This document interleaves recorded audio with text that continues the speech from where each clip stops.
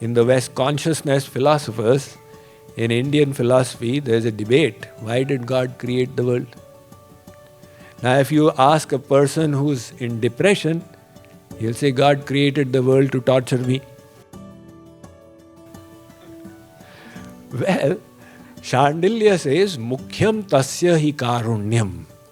God created the world to bestow grace, to give us the opportunity to manifest our unlimited potential and reach the ultimate perfection.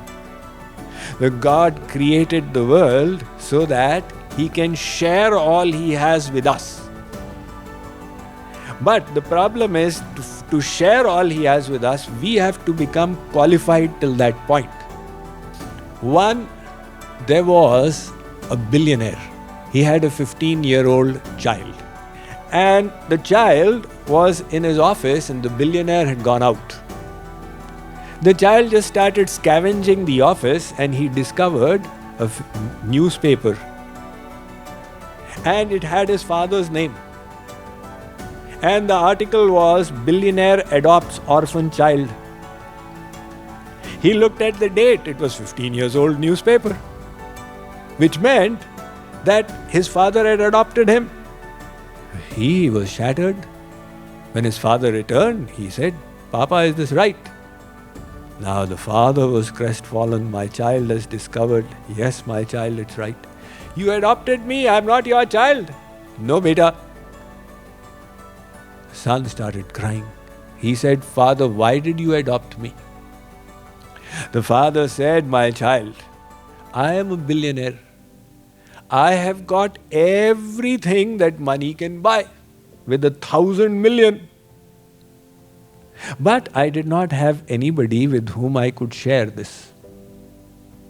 So I adopted you that I may be able to give all I have to you one day. Why don't you give it to me today? I'm waiting for you to grow up. If I give it to you today, what will you do with it? You will blow it all up. So I want you to become qualified and then all I have is yours. So the reason I adopted you was not to fulfill my interest, but to have somebody with whom I can share what I have. So God is perfect and complete in Himself. But He just relishes. He has made us souls and He wishes to share His infinite knowledge, His infinite love, His infinite bliss with us. And He has created us. But He is waiting for us to reach that point where He can trust us with His divine energies. And right now, if He were to give us, like people who win the American Lotto, you think that they'll be the happiest people in the world.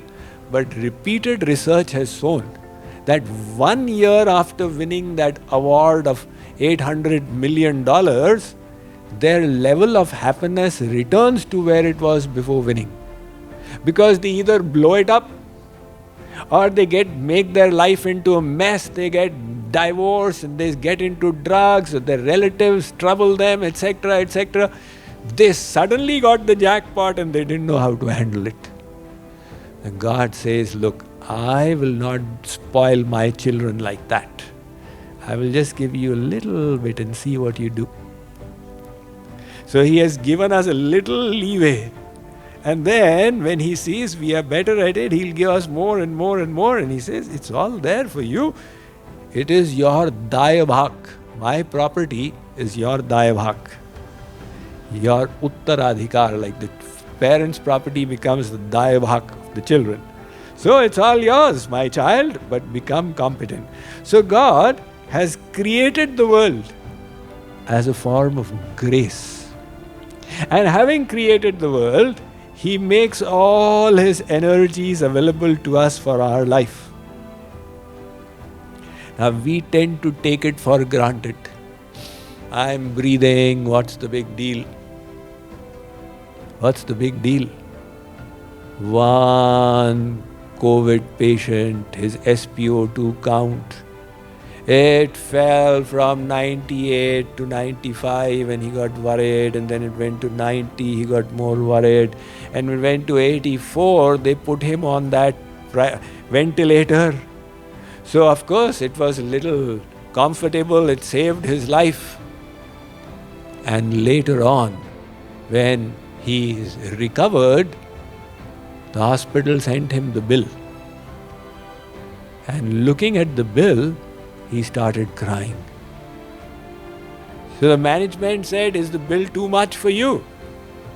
We heard you are a billionaire.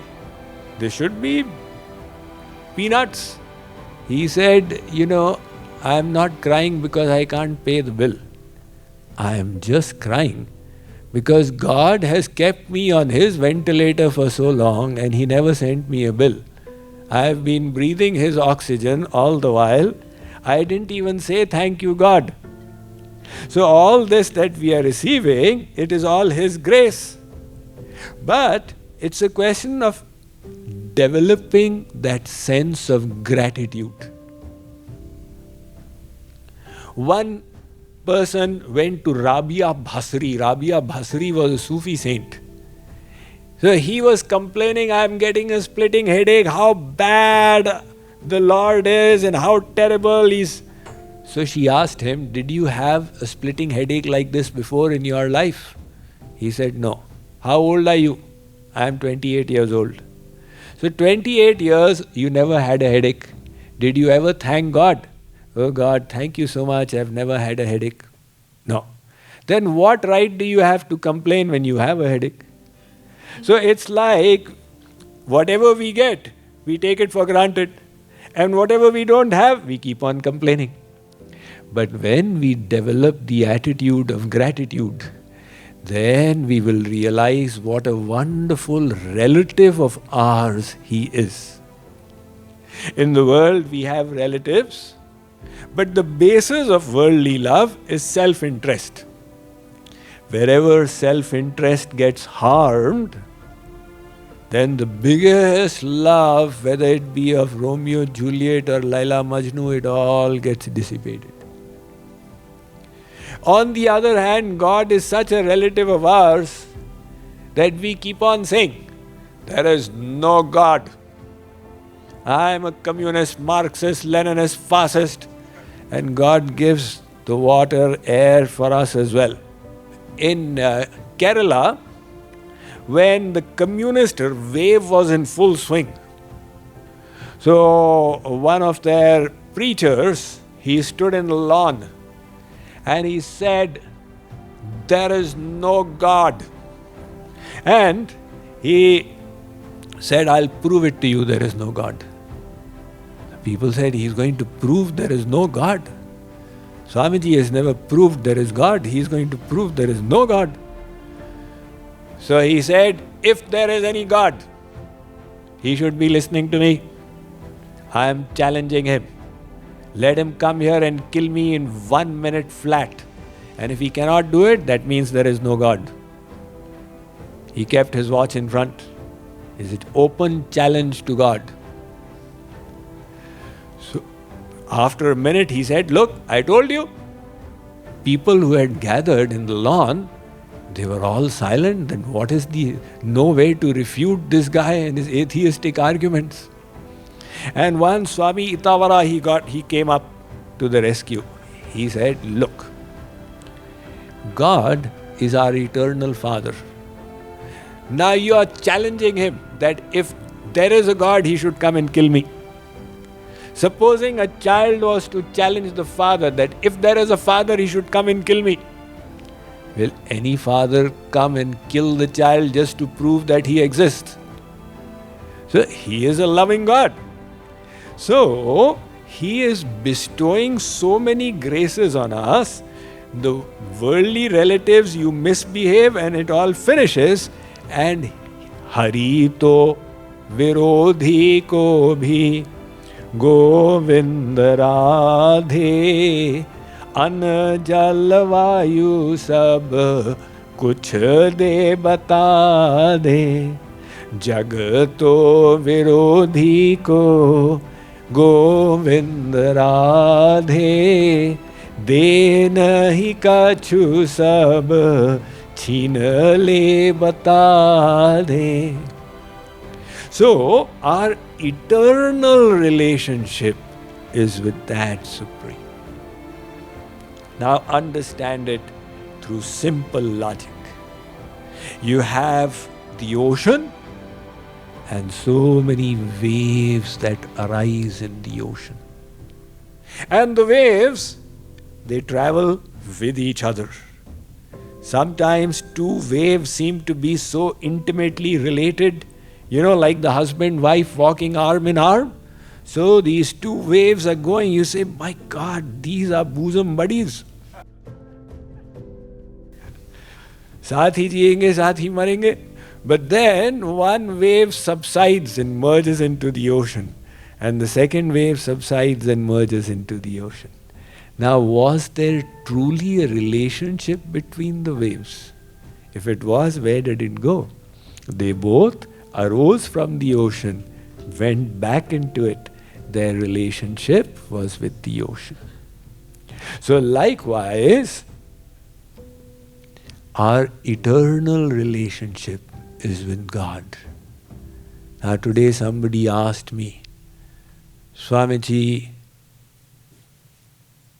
if I have a broken heart, then how do I mend it? And I answered, why did you make the mistake of attaching your mind? And then I started thinking later on, did I say a harsh statement? But the fact is that if you are attaching your mind anywhere in the world, then you be prepared for the broken heart. Right? Because you will never find that true love out here. So be ready for it. If you think I am so brave that I am willing to have the disappointments, then go ahead.